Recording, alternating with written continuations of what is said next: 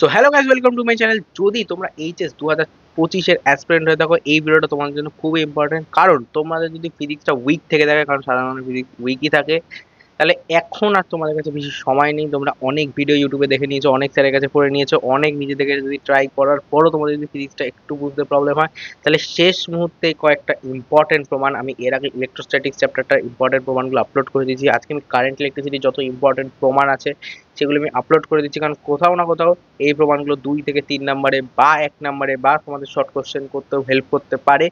তো আজকে আমি কারেন্ট ইলেকট্রিসিটি চ্যাপ্টারে এইচএস 2025-এর জন্য কিছু ইম্পর্টেন্ট প্রমাণ, তোমরা সাজেশনও বলতে পারো, যেই প্রমাণগুলো এইচএস 2025-এ আসতে পারে সেই প্রমাণগুলো আমি আজকে তোমাদের সলভ করে বুঝিয়ে বলে দেবো। তোমাদের যদি এই চ্যাপ্টারটা ভালো করে না করা থাকে তাহলে এই ভিডিওটা ভালো করে দেখে নাও। আশা করি কিছুটা হলেও এই চ্যাপ্টারটা তোমাদের রিভিশন হয়ে যাবে, যারা রিভিশন করতে এসছো। আর না হলে তোমাদের যদি ভালো প্রিপেয়ার না করা থাকে তাহলে তোমাদের এই চ্যাপ্টারটা ভালো প্রিপেয়ার হয়ে যাবে। তো চলো শুরু করা যাক। প্রথম যে আমাদের প্রুফ বা কোশ্চেনটা রয়েছে সেটা হচ্ছে capacitance of parallel plate capacitor. মানে আমাদের সাপোজ আমাদের একটা প্যারালাল প্লেট ক্যাপাসিটর আছে, ঠিক আছে? তার এখানে একটা প্লাস চার্জ আছে, এখানে একটা মাইনাস চার্জ আছে। তো প্লাস আর মাইনাস চার্জ আছে মানে এদের মাঝখানে একটা ইলেকট্রিক ফিল্ড প্রবাহিত হবে, এটা সাধারণত। তো ইলেকট্রিক ফিল্ড যেটা হবে সেটার যে ভ্যালুটা হয়, ইলেকট্রিক ফিল্ড আমরা ক্যালকুলেট, সেটা হচ্ছে সিগমা আপন অ্যাপসাইলন নট। তোমরা যদি এইটা না জেনে থাকো এই ফর্মুলাটা, তাহলে এই ফর্মুলাটা মুখস্থ করে নাও, কারণ এই ফর্মুলা তোমাদের জানার কথা, কারণ এই চ্যাপ্টারের প্রথমে এই ফর্মুলাটা পড়ানো হয় সাধারণত। ঠিক আছে? তো আমাদের এটা চলে গেল হচ্ছে ইলেকট্রিক ফিল্ডের ফর্মুলা। এবার আমাদের এখানে একটা প্যারালাল প্লেট ক্যাপাসিটর আছে, ঠিক আছে? প্যারালাল প্লেট ক্যাপাসিটরের যে পোটেনশিয়াল ডিফারেন্স, সেটা আমি এখানে পোটেনশিয়াল ডিফারেন্স লিখেছি, সেটাকে আমি ভি দিয়ে ডিনোট করেছি। ঠিক আছে? এটা পোটেনশিয়াল ডিফারেন্সের ফর্মুলাটা কি? Electric field into distance. কার ডিস্টেন্স আর কার ইলেকট্রিক ফিল্ড। এই যে প্যারালাল প্লেট ক্যাপাসিটরটা আমি এঁকেছি এখানে, ঠিক আছে? এই প্যারালাল প্লেট ক্যাপাসিটরের এই মধ্যবর্তী যে দূরত্ব, এটাকেই ডি দিয়ে আমি রিপ্রেজেন্ট করছি, এই ডিস্টেন্সটা। আর এখানে পজিটিভ আর নেগেটিভ চার্জ, দুটো প্লেটের মধ্যে যখন পজিটিভ আর নেগেটিভ চার্জ আছে, তো তার মধ্যে একটা ইলেকট্রিক ফিল্ড হবে। তো সেই ইলেকট্রিক ফিল্ডের ভ্যালুটা আর সেই ডিস্টেন্সটা, মানে এখানে আমি একটা প্যারালাল প্লেট ক্যাপাসিটর রেখেছি, এই প্যারালাল প্লেট ক্যাপাসিটর যে ইলেকট্রিক ফিল্ডটা, সেটার ভ্যালু এখানে পুট করতে হবে। আর যদি তোমাদের ডিস্টেন্স বলা হয়, তো এই দুটো প্লেটের মধ্যবর্তী দূরত্ব কত হবে সেইটা। ঠিক আছে? তাহলে এখানে ইলেকট্রিক ফিল্ডের যে ফর্মুলা সেটা আমি তোমাদের বলে দিচ্ছি, সেটা হচ্ছে সিগমা আপন অ্যাপসাইলন নট, ঠিক আছে, ইন্টু ডি। ঠিক আছে? আর তোমরা যারা জানো না যে এই ফর্মুলাটা কিন্তু তোমাদের মনে রাখতে হবে, কারণ যদি এই প্রমাণটা আসে তাহলে এই ফর্মুলাটা তোমাদের বসাতে হবে। ক্যাপাসিট্যান্সের যে সম্পর্কটা আছে, ঠিক আছে, তোমরা যারা না জানো, সেটা হচ্ছে ক্যাপাসিট্যান্সের সম্পর্ক হচ্ছে কিউ ইকুয়াল টু সিভি। ঠিক আছে? সি কি? সি হচ্ছে আমাদের ক্যাপাসিট্যান্স, ভি কি আমাদের পোটেনশিয়াল, তাহলে কিউ হচ্ছে আমাদের চার্জ। তাহলে এই ফর্মুলাটা যদি আমি এরকম করে লিখি, C equal to Q by V, ঠিক আছে, এটা আমি এরকম করে লিখতে পারি। এটাই আমি এখানে লিখেছি, C equal to Q by V. ঠিক আছে? এবার কিউ এর যে ভ্যালু, ঠিক আছে, কিউ এর যে ভ্যালু এটা ইকুয়াল টু সিগমা এ হয়। ঠিক আছে? এটা যদি তোমরা না পড়ে থাকো ক্যাপাসিটরে, তাহলে এখন তোমাদের কাছে অত সময় নেই এটা কি করে আসছে ডিটেলস, অত ডিটেলস জানার দরকার নেই। এখন শেষ মুহূর্তে তোমরা যদি এই ব্যাপারটা একদমই কিছু বেসিস না থাকে, তাহলে এটা তোমাদের মনে রেখে দাও, তাহলে q equal to sigma into a হয়। আর যদি তোমাদের পড়া থাকে তাহলে তো তোমরা বুঝতেই পারছো এটা কেন হয়। ঠিক আছে? এবার কিউ এর ভ্যালুটা আমি এখানে পুট করলাম, আর ভি এর ভ্যালুটা আমি এখানে পুট করলাম। ঠিক আছে? তাহলে আলটিমেটলি যে সি এর ভ্যালুটা, এখানে আমরা সিগমা সিগমা সিগমা সিগমা কেটে যাবে। ঠিক আছে? কেটে গিয়ে আমাদের epsilon naught A by D. ঠিক আছে? এই ফর্মুলাটা তোমরা মনে রেখে দিও, কারণ অনেক ছোটখাটো শর্ট কোশ্চেনে এই ফর্মুলাটা কাজে লাগে। ঠিক আছে? এবার যদি আমি অ্যাপসাইলন নট যেটা, ঠিক আছে, সেটাকে ভেঙে লিখি, তাহলে কে অ্যাপসাইলন এ বাই ডি, এটাও ভেঙেও তোমরা লিখতে পারো চাইলে। ঠিক আছে? তাহলে আমাদের নেক্সট প্রমাণে চলে যাওয়া যাক, কারণ আমাদের কাছে সময় খুবই কম। নেক্সট প্রমাণটা হচ্ছে আমাদের parallel plate capacitor with dielectric. Dielectric কি? মানে সাপোজ তোমাদের কাছে একটা ক্যাপাসিটর আছে, এরকম প্যারালাল প্লেট। ঠিক আছে? আমি বললাম এই ক্যাপাসিটরটার মধ্যে আমি কিছু একটা অশুদ্ধি ঢুকিয়ে দিলাম। ঠিক আছে? যদি এটার মধ্যে আমি কোনো একটা অশুদ্ধি ঢুকিয়ে দিই, সাপোজ এটা কিছু একটা আছে এর মধ্যে, ঠিক আছে, যেটা প্রথম কথা, সেটা কি করবে? ইলেকট্রিক ফিল্ডটাকে বাধা দেবে অবশ্যই। কিন্তু এখানে একটা প্লাস আর মাইনাস, যদি দুটো প্লেট থাকে তাহলে তাদের মধ্যে ইলেকট্রিক ফিল্ড তৈরি তো হবে। কিন্তু এই ইলেকট্রিক ফিল্ডটা ফাঁকা স্থানে একরকম হবে, ভিতর দিয়ে যখন পাস হবে ইলেকট্রিক ফিল্ডটা অবভিয়াসলি চেঞ্জ হয়ে যাবে, কারণ ভিতরে মেটেরিয়াল আলাদা। ওখানে ইলেকট্রিক ফিল্ডটা আলাদা রকম বিহেভ করবে, আর যখন বাইরে বেরিয়ে যাবে আবার এটা নর্মাল যেমন এয়ার মিডিয়ামে বিহেভ করছে ওরকমই বিহেভ করবে।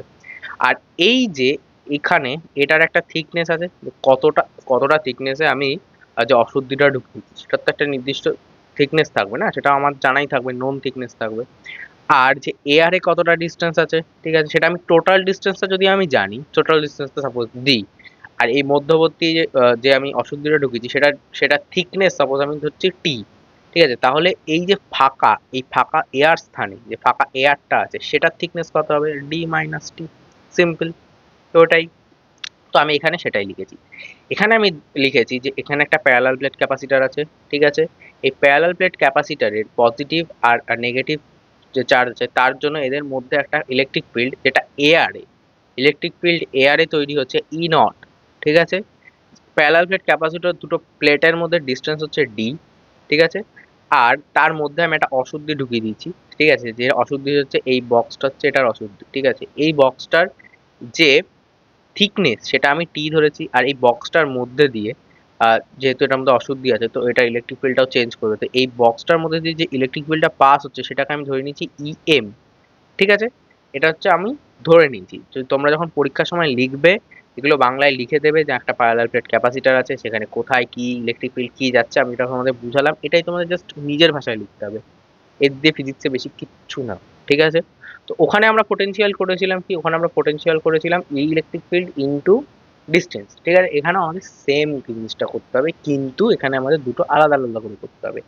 এখানে আমাদের ইলেকট্রিক ফিল্ড ইনটু ডিস্টেন্স করতে হবে এই এয়ার, এই ফাঁকা মাধ্যমটার জন্য, এই এয়ার মাধ্যমের জন্য আলাদা করে করতে হবে, আর এই থিকনেসের জন্য আলাদা করে করে দুটোকে যোগ করে দিতে হবে, ঠিক আছে। তো এখানে আমি সেটাই করেছি, electric field into air into distance. এই ডিস্টেন্সটা আমরা কোথা দিয়ে পাবো, এই ডিস্টেন্সটা আমি আগে বুঝিয়েছিলাম, ডি মাইনাস টি করলেই এয়ারে কতটা আছে সেটা পেয়ে যাবো, এই এখান দিয়ে বলেছিলাম, ঠিক আছে। প্লাস আমাদের ইলেকট্রিক ফিল্ড মিডিয়াম, মিডিয়াম মানে এই যে মিডিয়াম, মিডিয়ামে যে ইলেকট্রিক ফিল্ডটা আছে সেইটা ইনটু সেই মিডিয়ামের থিকনেস, থিকনেসটা তো দেওয়াই থাকবে টি, বা তোমরা যদি প্রমাণ করছো ধরে নেবা, ঠিক আছে। তাহলে ভি ইকুয়াল টু আমাদের কি হচ্ছে e naught into d minus t, d minus t মানে কি এয়ারে যেটা আছে আর এয়ারের ইলেকট্রিক ফিল্ড ইন্টু এয়ারের thickness, plus electric field into medium into মিডিয়ামের থিকনেস, ঠিক আছে। But electric field equal to আমি বলেছিলাম সিগমা আপন অ্যাপসাইলন নট, জানলে ভালো, না জানলে এখন মুখস্থ করে নাও। আর যদি ই এম মিডিয়ামে সেটা হচ্ছে সিগমা আপন অ্যাপসাইলন নট কে, ঠিক আছে। অ্যাপসাইলন নট কে কেন, কারণ কে হচ্ছে তোমাদের এক্সট্রা এলিমেন্ট যেটা তোমাদের অশুদ্ধিটা অ্যাড করার জন্য আসছে, ঠিক আছে। তোমাদের তোমরা যারা জানো না, ঠিক আছে, epsilon not epsilon K equal to তোমাদের অ্যাপসাইলন নট, এরকম একটা সম্পর্ক আছে, ঠিক আছে। হ্যাঁ, এবার আমাদের V equal two epsilon, V equal to sigma আপন অ্যাপসাইলেন, এটা আমি কমন নিয়ে নিয়েছি, ঠিক আছে। কমন নিয়ে নিলে এখান থেকে আমার কি চলে আসবে, D minus T plus T আপন কে, ঠিক আছে। এবার সেম ক্যাপাসিট্যান্সের সূত্র, Q equal to C into V, তাহলে C equal to Q by V. Q এর ভ্যালু আমি আগে বলেছি, কিউ এর ভ্যালু কি হবে সিগমা ইন্টু এ, আর ভি এর যে ভ্যালুটা এখানে বার করেছি এই ভ্যালুটা এখানে জাস্ট পুট করে দিতে হবে, ঠিক আছে। তো এটা পুট করলে তোমাদের ফাইনাল যে অ্যান্সারটা আসবে সেটা এটা আসবে। এই অ্যান্সারটা তোমাদের মনে রাখতে হবে কারণ শর্ট কোশ্চেনের ক্ষেত্রে এটা কাজে লাগবে, ঠিক আছে। পরের কোশ্চেন হচ্ছে কারেন্ট ইন্টেন্সিটি এবং ড্রিফট ভেলোসিটির মধ্যে সম্পর্ক, ঠিক আছে। এবার এটা যখন তোমরা প্রমাণ করবে এটা তোমাদের প্রথমে একটা ছবি এঁকে নিতে হবে, ঠিক আছে। এটা কি, এটা একটা তোমাদের যে কারেন্ট ওয়্যার আছে, ঠিক আছে, সেটার একটা ইনসাইডের ছবি আঁকতে হবে, ঠিক আছে। সাপোজ এখানে একটা সিলিন্ড্রিক্যাল ওয়্যার আছে, ঠিক আছে, সেই ওয়্যারের মধ্যে বিভিন্ন ইলেকট্রন গুলো আছে, আমি সেটা ইলেকট্রন গুলো ডিনোট করা হয়েছে, ঠিক আছে। এখানে পজিটিভ চার্জ দেওয়া আছে, এখানে নেগেটিভ চার্জ দেওয়া আছে, ঠিক আছে। নেগেটিভ চার্জ দেওয়া হয় তাহলে ইলেকট্রন গুলো সেগুলো হচ্ছে তোমার নেগেটিভ চার্জের দিকে চলে যাবে, ঠিক আছে। তো আলটিমেটলি ইলেকট্রন গুলো একটা ইলেকট্রন এদিক এদিক এদিক এদিক এদিক এদিক এদিক, সব ইলেকট্রন গুলো এরকম নিজেদের মধ্যে, দেখ সব ইলেকট্রন তো জাস্ট এরকম যাবে না, কোনো ইলেকট্রন এরকম যাবে এরকম যাবে এরকম যাবে, তো আলটিমেটলি সব করার যে অ্যাভারেজ ভেলোসিটিটা ওটা এদিকেই থাকবে, ঠিক আছে। তো এটা যে অ্যাভারেজ ভেলোসিটি ওটা আমাদের ভি ডি দিয়ে ডিনোট করা হয়, এখানে আমি সেটাই লিখেছি।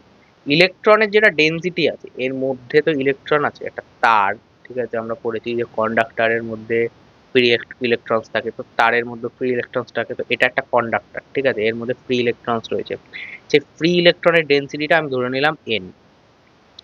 এই যে তারটা, ঠিক আছে, তারপর তোমার কাছে একটা তার আছে, লম্বা একটা তার আছে, ঠিক আছে, এই তারটা তো একটা মোটা আছে না, এটা তারের তো একটা থিকনেস হয়, এটা তো তারের থিকনেস হয়, সেটা হচ্ছে তারের থিকনেসটা মানে ক্রস সেকশন এরিয়া যেটাকে বলে সেটাকে আমি এ ধরে নিয়েছি, ঠিক আছে। বা তোমরা ক্ষেত্রফল লিখতে পারো, তো তারের ক্ষেত্রফল। Total number of free electron.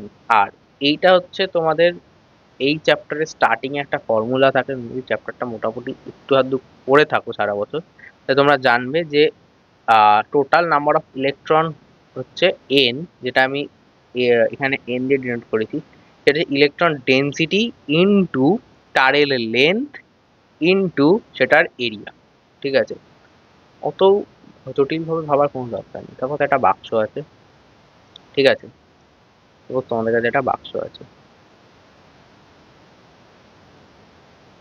আমি বললাম বাক্সের মধ্যে এই ছোট্ট জায়গায় তোমাদের কাছে এনটা ইলেকট্রন আছে, ঠিক আছে, যেখানে ইলেকট্রন ডেন্সিটি বলা হচ্ছে যেটাকে। আমি বললাম পুরো বাক্সে কটা ইলেকট্রন আছে, তো পুরো বাক্সের ক্ষেত্রফল ইন্টু এটা করে দিলেই হবে।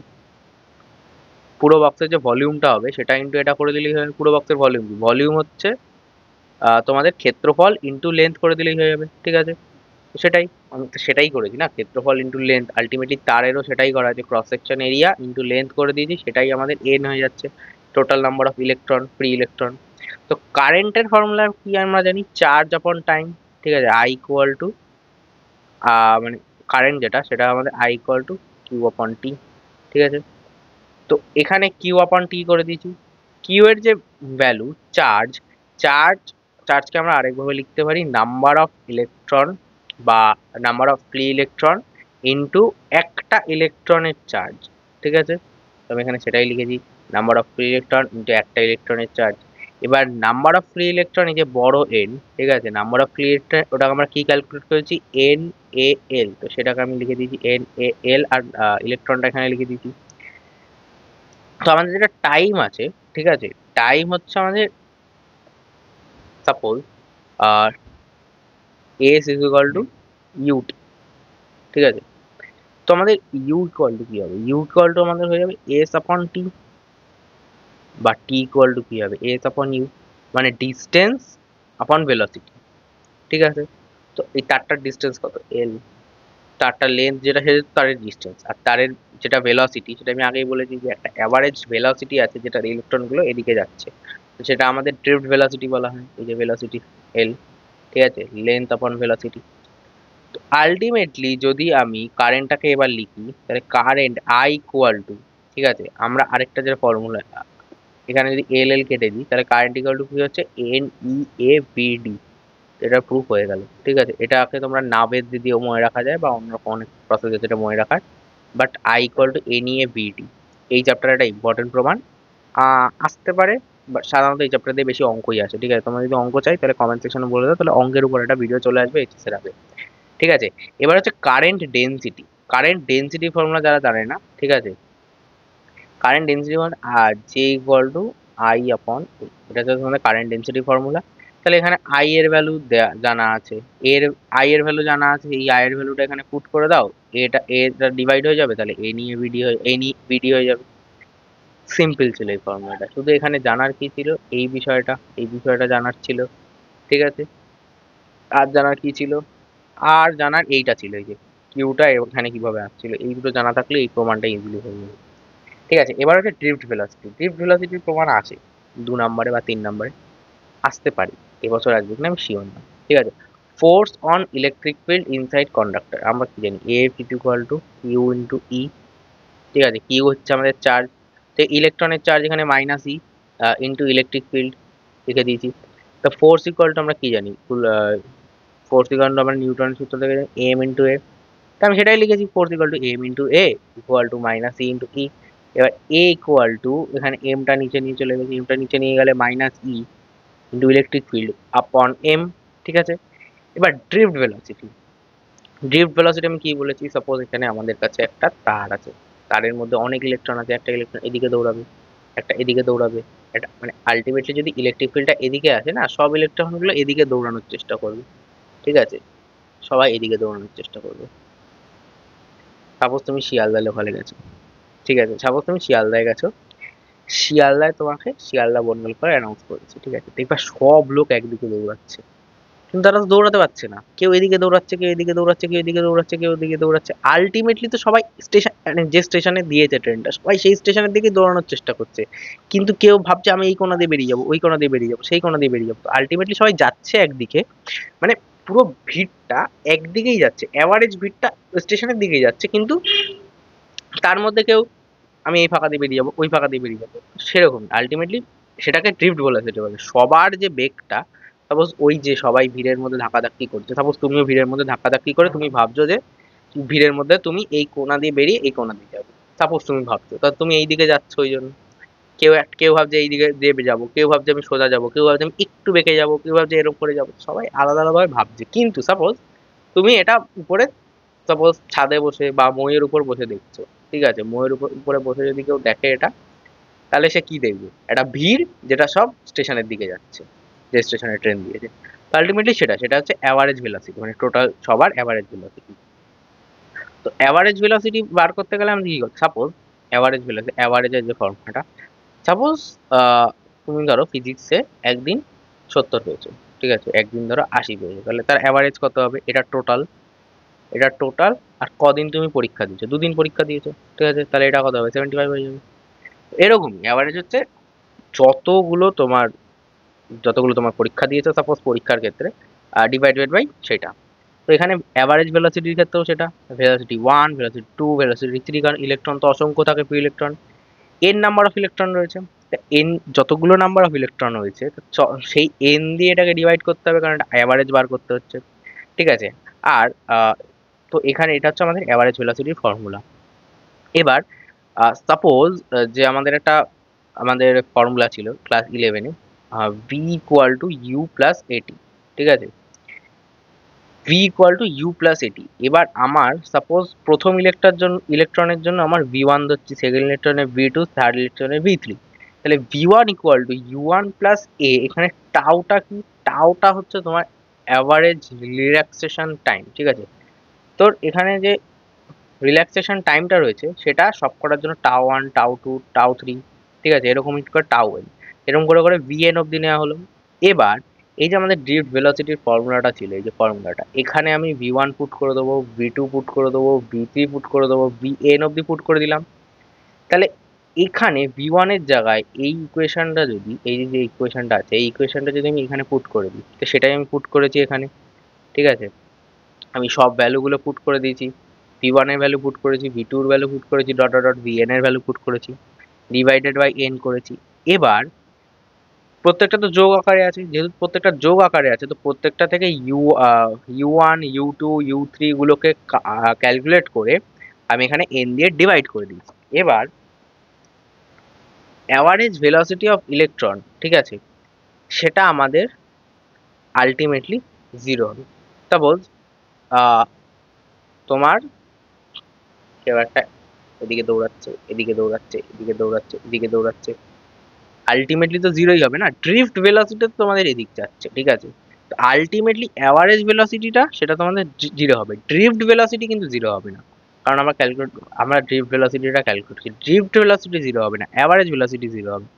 অ্যাভারেজ ভেলোসিটি অফ ইলেকট্রন সেটা হচ্ছে তোমাদের এই যে এইটা, এটা তোমাদের জিরো হয়ে যাচ্ছে, ঠিক আছে। আর এখানে আমি বাকি এ ইন্টু টাও ওয়ান, টাও টু, টাও থ্রি, প্রত্যেকটাতে এ গুণ আকারে ছিল, এটাকে আমি এখানে বার করে নিয়েছি কমন নিয়ে, আর টাও ওয়ান, টাও টু, টাও থ্রি এটা লিখে দিয়েছি। তো আবার টাও এর ক্ষেত্রে রিল্যাক্সেশন যে টাইমটা সেটারও অ্যাভারেজ নিতে হবে। তো রিল্যাক্সেশন টাইমের অ্যাভারেজে ওরম ভাবেই নিয়েছি, টাও ওয়ান, টাও টু, টাও থ্রি, ডট ডট টাও এন, সেটা এন দিয়ে ডিভাইড করেছি। তো সেখানে টাও চলে আসে, ওটাকে আমি ধরে নিচ্ছি টাও, ঠিক আছে, কারণ এখানে তুমি চাইলে এটাকে টাউ নটও ধরতে পারো বা অন্য কিছু ধরাই যায়, সেটা কোনো বড় কথা না।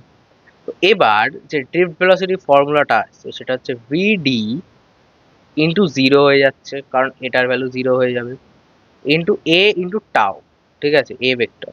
তাহলে এ ভেক্টরের যে ভ্যালুটা সেটা আমাদের এখানে ক্যালকুলেট করেছিলাম, ওই গেল এ ভেক্টর, এ ভেক্টর, এই যে এ ভেক্টর, এই যে এ ভেক্টরের ভ্যালুটা, এবার এই ভ্যালুটাই নিয়ে এখানে পুট করে দিতে হবে। এ ভেক্টরের যে ভ্যালুটা আছে সেই এ ভেক্টরের ভ্যালুটা এখানে পুট করে দিলেই ভিডি মানে ড্রিফট ভেলোসিটি যে ফর্মুলাটা সেটা পেয়ে যাবে। এটাই ছিল প্রমাণ। প্রমাণে ডাইরেক্ট এরকম ভাবে দিতে পারে বা বলতে পারে যে ড্রিফট ভেলোসিটি প্রমাণটা করে দেখো, ঠিক আছে। এখানে electric field equal to V আপন এল, যারা না জানো একবার দেখে নিও। আর পিডির যে আলটিমেটলি ফর্মুলা এটাই এসছে আমাদের। হ্যাঁ, এবার ইলেকট্রিক ফিল্ড হলো ভি আপন এল, তো তোমরা চাইলে যে ইলেকট্রিক ফিল্ড ভি আপন এল এটা এই সূত্রে গিয়ে বসিয়ে দাও, তাহলে এইটা পেয়ে যাবে এই সূত্রটা। সিম্পল। এগুলো চাইলে সুন্দর করে লেখার জন্য করা যায় লাস্টে। এবার হচ্ছে এক্সপ্রেশন অফ রেজিস্টিভিটি। রেজিস্টিভিটি কি? ঠিক আছে, রেজিস্টিভিটি আমরা জানি resistance R equal to rho L by A. রোটা হচ্ছে আমাদের রেজিস্টিভিটি। ঠিক আছে, তাহলে আমাদের রো কি হবে? রো হয়ে যাবে হচ্ছে আর এ আপন এল। এটা হচ্ছে আমাদের রেজিস্টিভিটি। ঠিক আছে, এবার রেজিস্টিভিটি আমাদের ক্যালকুলেট করতে হবে, এরকম ভাবে তো হবে না। ঠিক আছে, একটু আগে আমরা একটা সূত্র প্রমাণ করেছি, I equal two N A BD. ঠিক আছে, তো এখানে বিডির যে ফর্মুলাটা আছে, ঠিক আছে, বিডির যে ফর্মুলাটা সেটাও আমরা ক্যালকুলেট করেছি। এই যে উপরে ক্যালকুলেট করা এই যে বিডির ফর্মুলাটা। এই যে আমি বলেছিলাম ফর্মুলাগুলো মনে রাখতে হবে, এই ভিডির যে ফর্মুলাটা এখানে ডাইরেক্ট পুট করে দিলাম। ঠিক আছে, ভিডির ফর্মুলাটা পুট করে দেওয়ার পর এখানে ইটা এইটার সাথে গুণ হয়ে যাচ্ছে, আর বাকি যখন যেরকম ছিল ওরম ভাবে লিখে দিলাম। ঠিক আছে, এবার ইকুয়াল টু ভি আপন এল। ঠিক আছে, ইকুয়াল টু এই যে ইকুয়াল টু ভি আপন এল। এই ই এর ভ্যালুটা, সাপোজ এই যে এই ই এর ভ্যালুটা, এই যে ভ্যালুটা আছে এই ভ্যালুটা আমি পুট করে দিলাম ভি আপন এল, ই এর ভ্যালু। ঠিক আছে, ই এর ভ্যালুটা যদি পুট করে দিই তাহলে এখানে আমাদের আই ইকুয়াল টু এই ফর্মুলাটা তৈরি হয়ে যাচ্ছে। ঠিক আছে, এবার ভিটা এখানে সাপোজ রেখে এই এম আর এলটা এদিকে গুণ করে দিলাম, এন ই স্কোয়ার টাউ এ এটা আমরা নিচে নিয়ে চলে আসলাম। তাহলে কি হবে? তাহলে আমাদের ভি এর ফর্মুলা চলে আসবে, V equal to I M L upon N E square A tau. এবার আইটা যদি আমি নিচে নিয়ে আসি, তাহলে আইটা যদি নিচে নিয়ে আসি তাহলে ভি বাই আই হয়ে যাচ্ছে। আমরা কি জানি? আমরা কি জানি? I equal to V equal to I R, এটা আমরা জানি। তাহলে আর ইকুয়াল টু কত? V by I. তাহলে ভি বাই আই এর জায়গায় আমি আরও লিখতে পারি। ঠিক আছে, এবার আর এর এই যে, তাহলে আর ইকুয়াল টু আমরা কি লিখতে পারি? রো এল বাই এ। আর এর জায়গায় আমি লিখেছি রো এল বাই এ। এবার এই এলটা আর এখানে এলটা কেটে যাচ্ছে, এই এ আর এরিয়া কেটে যাচ্ছে, তাহলে আমাদের রো ইকুয়াল টু কি আসছে? M N E square tau. এটাও সিম্পল ছিল, তোমরা চাইলে স্ক্রিনশট নিয়ে নিতে পারো। ঠিক আছে, এবার relaxation between EMF thermal voltage and internal resistance. ঠিক আছে, তো ইন্টারনাল রেজিস্ট্যান্স আমাদের এখানে একটা আছে, এখানে ইন্টারনাল রেজিস্ট্যান্স আর, এখানে একটা ব্যাটারি ধরেছি ভি, আর এখানে একটা রেজিস্ট্যান্স ধরেছি আর। ঠিক আছে, এখানে আমাদের ওমস ল কি আমাদের? V equal to I R, তো এটা এরম ভাবে লেখা যায় I equal to V by R. ঠিক আছে, টোটাল কারেন্ট যেটা, টোটাল কারেন্ট আমাদের ফর্মুলা যেটা আমি বললাম যে I equal to V by R. ভিটাকে আমরা টোটাল ইএমএফ হিসেবেও বলতে পারি, ব্যাটারি ভোল্টেজটাকে ইএমএফ ও বলা হয়। ঠিক আছে, বাংলায় তড়িৎচালক বল বলে বা ইএমএফ ও বলে। ঠিক আছে, তো ইএমএফ এর এখানে ইএমএফ এর জায়গায় আমি ই দিয়ে রিপ্রেজেন্ট করেছি। আর টোটাল রেজিস্ট্যান্স মানে কি? আর প্লাস আর। সাপোজ দুটো রেজিস্ট্যান্স আমার যদি এরম ভাবে থাকে, এটা আর ওয়ান, এটা আর টু, তাহলে এদের সামেশন কত হবে? আর ওয়ান প্লাস আর টু। আমি সেটাই করেছি, আর প্লাস আর, একটা বড় আর একটা ছোট আর। ঠিক আছে, তো এখানে ভি বাই আর এর জায়গায় আমি ভি বাই আর এর জায়গায় আই আই ইকুয়াল টু কত হয়ে যাবে? তাহলে ই আপন আর প্লাস আর। তাহলে আই এর জায়গায় আমি তাই লিখেছি ই আপন আর প্লাস আর। এবার এইটাকে আমি এখানে গুণ করে দিচ্ছি, এটাকে আমি এখানে গুণ করে দিচ্ছি। গুণ করে দিলে কি হবে? ভি ইন্টু বড় আর প্লাস ভি ইন্টু ছোট R equal to E into R, EMF into R. তো এখানে ভিটাকে আমি আবার কমন নিয়ে নিচ্ছি, ভিটা কমন নিলে R into R equal to EMF into R. এবার এই যে আরটা আছে, ঠিক আছে, এইটা আমি ভিটা আমি নিচে নিয়ে চলে যাচ্ছি, ভিটা আমি নিচে নিয়ে গেছি। ভিটা নিচে নিয়ে যাওয়ার পর এখানে শুধু রেজিস্ট্যান্স পড়ে আছে, ছোট হাতের আর। এবার এই বড় আরটা আমি এখানে নিয়ে গেছি মাইনাস আকারে। ঠিক আছে, এবার এখানে একটা আর আছে, এখানে একটা আর আছে, আরটাকে আমি কমন নিয়ে নিয়েছি। কমন নিয়ে নিলে কি হচ্ছে? আর ইকুয়াল টু মানে internal resistance equal to resistance of a circuit into EMF divided by voltage minus one. এটা ছিল সিম্পল। ঠিক আছে, এটা হচ্ছে সিরিজ কম্বিনেশন আর প্যারালাল কম্বিনেশন হচ্ছে ইয়ে ইএমএফ এর। সাপোজ একটা ব্যাটারি যদি এরকম ভাবে থাকে কানেক্টেড, ঠিক আছে, তোমরা যারা না জানো, বড়টা হচ্ছে পজিটিভ ধরা হয়, ছোটটাকে নেগেটিভ ধরা হয়। ঠিক আছে, আর এরকম ভাবে কানেক্টেড আছে সিরিজে, ঠিক আছে। তাহলে যদি সিরিজে কানেক্টেড থাকে তাহলে ব্যাটারি ভোল্টেজ ডবল হয়ে যাবে, মানে এটা যদি ইএমএফ ই হয়, এটা যদি ই1 এটা ই2 হয়, তাহলে যে নেট ইএমএফ হয়ে যাবে সেটা আমাদের ই1 প্লাস ই2 হয়ে যাবে। সাপোজ এটা 5 ভোল্টের ব্যাটারি, এটাও 5 ভোল্টের ব্যাটারি, তাহলে এরম ভাবে যদি কানেক্ট করি তাহলে এটা আমাদের 10 ভোল্টের ব্যাটারি হয়ে যাবে, ঠিক আছে। তো আমি এখানে সেটাই লিখেছি। আর প্যারালাল কম্বিনেশন অফ সেল, যদি আমরা সেলের প্যারালাল কম্বিনেশন করি তাহলে এখানে আমাদের যে ইএমএফ এটা এটা হচ্ছে আমাদের ই × R2 প্লাস ই × R1 বা R1 প্লাস R2, সিম্পল যদি কানেকশন করা হয়। তো এবার ক্যাপাসিটারের কম্বিনেশন, ঠিক আছে। সাপোজ আমার কাছে একটা ক্যাপাসিটার এরকম ভাবে প্যারালালি কানেক্টেড আছে, ঠিক আছে, এটা আমাদের সিরিজে কানেক্টেড আছে। যদি সিরিজে কানেক্ট থাকে, যদি আমাদের ক্যাপাসিটার সিরিজে কানেক্ট থাকে তাহলে আমাদের সি নেট হয়ে যাবে। সাপোজ এটা C1, এটা সাপোজ C2, তাহলে আমি সি নেট হয়ে যাবে 1/C1 প্লাস 1/C2, ঠিক আছে। আর যদি আমাদের ক্যাপাসিটর দুটো আমাদের প্যারালালে কানেক্ট করা থাকে, সাপোজ ক্যাপাসিটর দুটো প্যারালালে কানেক্ট করা আছে, ঠিক আছে, তাহলে আমাদের হয়ে যাবে সি নেট হয়ে যাবে, এটা সাপোজ C1, এটা সাপোজ C2, তাহলে সি নেট হয়ে যাবে হচ্ছে C1 প্লাস C2। কিন্তু রেজিস্ট্যান্সের ক্ষেত্রে কিন্তু এরকম না। রেজিস্ট্যান্সের ক্ষেত্রে যদি আমাদের সিরিজে কানেক্ট করা থাকে, যদি আমাদের সিরিজে কানেক্ট করা থাকে, এই একটা রেজিস্ট্যান্স, এই একটা রেজিস্ট্যান্স, সাপোজ এটা R1, এটা R2, তাহলে আর নেট যেটা হবে সেটা আমাদের হয়ে যাবে R1 প্লাস R2। এখানে কিন্তু সিরিজের ক্ষেত্রে 1/C1 প্লাস 1/C2 হয়েছে, কিন্তু এখানে কিন্তু সিরিজের ক্ষেত্রে R1 প্লাস R2 হয়ে যাবে। বাট প্যারালালের ক্ষেত্রে সাপোজ এখানে একটা রেজিস্ট্যান্স, এটা প্যারালাল কানেকশনে আছে, তাহলে কিন্তু আমাদের যেটা আর নেট হয়ে যাবে, এটা সাপোজ R1, এটা R2, আমাদের আর নেট যেটা হয়ে যাবে এটা 1/R1 প্লাস 1/R2, ঠিক আছে। তো এটা আমাদের কম্বিনেশন ছিল। এই চ্যাপ্টারে আপাতত লাস্ট টপিক, ঠিক আছে, এটা হচ্ছে হুইস্টন ব্রিজ। হুইস্টন ব্রিজের ক্ষেত্রে আমরা প্রমাণ করতে হবে। হুইস্টন ব্রিজটা কিছুই না, আমি জাস্ট লিখে রেখেছি হুইস্টন ব্রিজ, এটাকে হুইস্টন ব্রিজ বলে, কিন্তু আমাদের প্রমাণ করতে হবে। প্রমাণ আমাদের কি করতে হবে, আমাদের একটা হুইস্টন ব্রিজ ধরতে হবে, ঠিক আছে। সবাই জানে হুইস্টন ব্রিজ কিরকম হয়। এখানে তোমাদের বক্স আকারে 4টে রেজিস্ট্যান্স রাখতে হবে, ঠিক আছে। সেই 4টে রেজিস্ট্যান্সকে তোমাদের 4 রকম ভ্যালু দিতে হবে। তোমরা চাইলে A B C D দিতে পারো, আমি এখানে P Q R S দিয়েছি, ঠিক আছে। সাপোজ তোমরা তোমাদের মতো ভ্যালু দিতে পারো।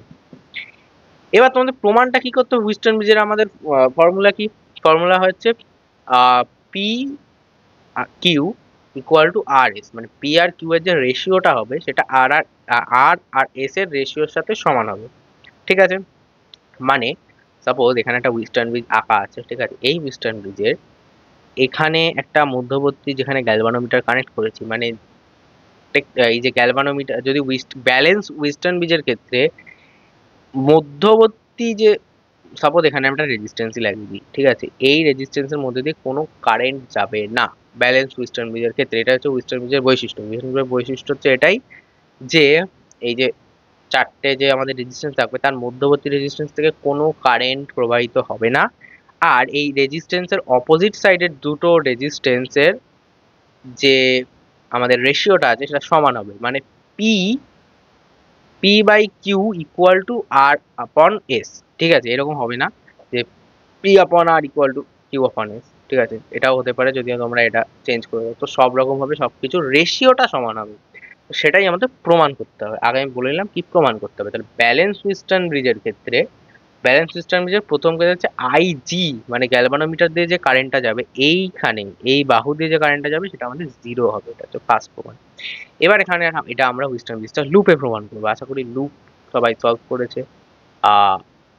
কেভিএল, কির্চফ ভোল্টেজ ল, সেটা দিয়ে সলভ করা হবে, ঠিক আছে। তো এখানে আমি একটা লুপ বানিয়েছি, আর এখানে আমি আরেকটা লুপ বানিয়েছি, ঠিক আছে। প্রথমে আমি লুপ কনসিডার করছি A B D A, তাহলে A B D A, ঠিক আছে। এটা আমি সাপোজ L1 লুপ 1 বলে দিলাম, তো এটা আমি লুপ 1 লিখে দিচ্ছি, ঠিক আছে।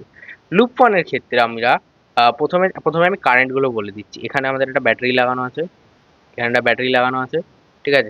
এখান দিয়ে আই যাচ্ছে, আইটাকে আমরা ডিভাইড করে দিয়েছি, উপরে দিয়ে দিয়েছি I1, নিচে দিয়ে দিয়েছি I2। এবার I1টা যাচ্ছে যাচ্ছে যাচ্ছে রেজিস্ট্যান্সের মধ্যে দিয়ে গেছে, যাওয়ার পর I1টা দুটো ভাগে ডিভাইড হওয়ার কথা। ঠিক আছে, আমরা জানি এটা 0 হবে, বাট তাও আমাদের লিখতে হবে। এটা আমাদের হয়ে গেল আইজি, আর এটা আমাদের কত হবে, আইজি এদিক চলে গেছে, I1 এর থেকে আইজি চলে গেছে, মানে আই মাইনাস আইজি যাবে এই দিকে।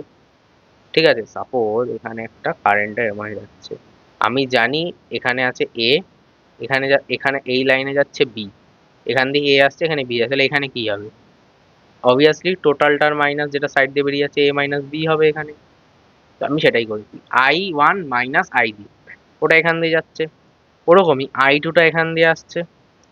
ঠিক আছে, তো এবার লুপ ওয়ানের ক্ষেত্রে I1, I1 into P, I1 এই লুপ লুপ বরাবর I1 ইন্টু পি, এই লুপ ঘুরছে, লুপ ঘুরে ঘুরে ঘুরে আইজি তে চলে এসেছি, আইজি ইন্টু জি, জিটা হচ্ছে এই গ্যালভানোমিটারের রেজিস্ট্যান্স, আইজি ইন্টু জি, আবার লুপ ঘুরছে ঘুরছে ঘুরছে মাইনাস, কারেন্ট এদিকে যাচ্ছে লুপ এদিক ঘুরছে, তাহলে কি হবে সাইন কনভেনশনে মাইনাস, এই বাহুতে কত কারেন্ট আছে, I2 যাচ্ছে এই বাহুতে, তাহলে I2 ইন্টু এই বাহুর রেজিস্ট্যান্স আর ইকুয়াল টু 0 হয়ে যাচ্ছে। ঠিক আছে, ব্যালেন্স মিশ্রণ বীজের ক্ষেত্রে আইজি ইকুয়াল টু 0, তাহলে আইজিটাকে এখানে যদি আমি 0 পুট করে দিই, তাহলে আমরা এখান থেকে এই লাইনটা পেয়ে যাই, এই এই লাইনটা পেয়ে যাবো, এই পার্টটা 0 হয়ে যাবে। তাহলে এই মাইনাসটাকে যদি আমি এই পাশে নিয়ে যাই, তাহলে I1P ইকুয়াল টু I2R হয়ে যাবে। সেম ভাবে আমি যদি এখানে লুপ টু, সাপোজ L2 নাম দিই, তাহলে লুপ টু এর জন্য যদি ক্যালকুলেট করি, তাহলে সেম ভাবে এখানে লুপ ঘুরছে, এইদিকে লুপ ঘুরছে, সেখানে I1 into IG, I1 into এই যে এইটা I1 into IG into Q, Q কি হচ্ছে আমাদের রেজিস্ট্যান্স, মাইনাস, কারণ তোমাদের এখানে যে কারেন্টটা, ঠিক আছে, কারেন্টটা তোমাদের এদিক থেকে আসবে, কিন্তু তোমাদের যে লুপটা, ঠিক আছে, সেটা এদিকে ঘুরছে, তাই সাইন কনভেনশনে সেটা হচ্ছে minus, minus I2 in plus IG. ঠিক আছে, I2 প্লাস আইজি কেন, কারণ এখানে একটা আইজি কারেন্ট আসবে, আর এখানে একটা I2 আসবে, I2 আইজি ইন্টু এস এই বাহুর কারেন্ট, মাইনাস আইজি ইন্টু জি, মানে কারেন্টটা এখান দিয়ে যাচ্ছে, কিন্তু তোমাদের লুপটা গ্যালভানোমিটার দিয়ে এখান দিয়ে ঘুরবে। ঠিক আছে, তো ওটা হলো অপোজিটে, তো সাইন কনভেনশন ওটা যে মাইনাস হবে।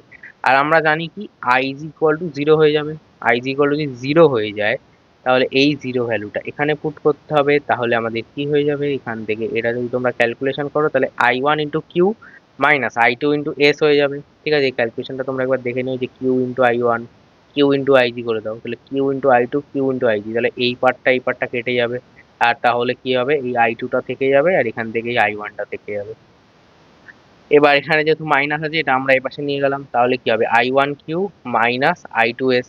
ঠিক আছে, এবার আমি এই ইকুয়েশনটাকে যদি 1 নাম দিই, এই ইকুয়েশনটাকে, আর ইকুয়েশনটাকে যদি 2 নাম দিই, তাহলে 1/2 যদি করে দিই, ঠিক আছে, তাহলে I1P আপন I2Q I2R ইন্টু I2S যদি আমরা এটা করে দিই, তাহলে এই I1 কেটে যাবে, এখানে I2 কেটে যাবে, তাহলে PQ আপন RS, এটাই হচ্ছে আমাদের ফাইনালি প্রমাণ। ঠিক আছে, এই চ্যাপ্টার থেকে সাধারণত অত কোশ্চেন আসে না, বেশিরভাগ এই চ্যাপ্টার থেকে তোমাদের সাধারণত কোশ্চেন আছে যেগুলো হচ্ছে তোমাদের ম্যাথামেটিক্যাল প্রবলেম।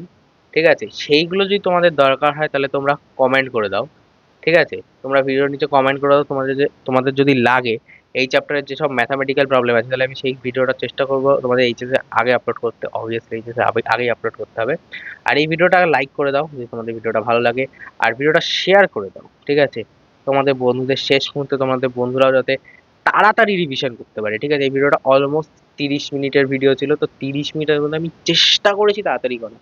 ঠিক আছে, মানছি কিছু কিছু পার্টে আমি হয়তো ফার্স্ট বলে গেছি, বা তোমরা তো কোনো ব্যাপারটা বোঝোনি, হতেই পারে, কিন্তু তোমাদের কাছে এখন টাইম কম, তো আমি তোমাদের টাইমের উপর ডিপেন্ড করে চেষ্টা করছি। তোমাদের যদি পড়া থাকে তাহলে তাড়াতাড়ি তোমরা রিভাইজ করে নিতে পারো, আর তোমার যদি পড়া না থাকে তাহলে তাড়াতাড়ি তোমরা একবার জিনিসগুলোকে ওভারভিউ করে নাও। আর এখন শেষ মুহূর্তে তোমাদের তাহলে প্রমাণগুলো পুরো ধরে ধরে বোঝা তো সম্ভব না, কারণ 1 বছর টাইম নেই তোমাদের কাছে, আর 1 মাস টাইম আছে। ঠিক আছে, আর তোমাদের বাকি সাবজেক্ট গুলো যেহেতু পড়তে হবে, তো তোমাদের টাইম কম, যদি এখন তোমাদের অত ভালো না হয়, তোমরা হাতে লিখে লিখে প্রত্যেকটা প্রমাণ প্র্যাকটিস করে নাও। সত্যি কথা বলতে ফিজিক্স মুখস্থ করার মতো সাবজেক্ট না, কিন্তু এখন যদি তোমাদের মানে ফিজিক্সে তোমরা একটা ভালো স্কোর করতে চাও, তাহলে তোমাদের কয়েকটা প্রমাণ একটু মুখস্থ করতে হবে, যদি তোমাদের ভালো করে পড়া না থাকে। যদি তোমাদের ভালো করে পড়া থাকে সারা বছর তাহলে কিছু তাহলে তো ভালোই। আর যদি এখন শেষ মুহূর্তে তোমরা চাইছো একটা ফিজিক্সে মোটামুটি স্কোর আনতে, বা ফিজিক্সের অবস্থা খুবই খারাপ হয়ে গেছে, তাহলে অ্যাটলিস্ট কিছু না হোক অ্যাটলিস্ট মুখস্থ করে নিতে হবে তোমাদের শেষ মুহূর্তে। আজকের ভিডিওটা এখানেই তো, বাই।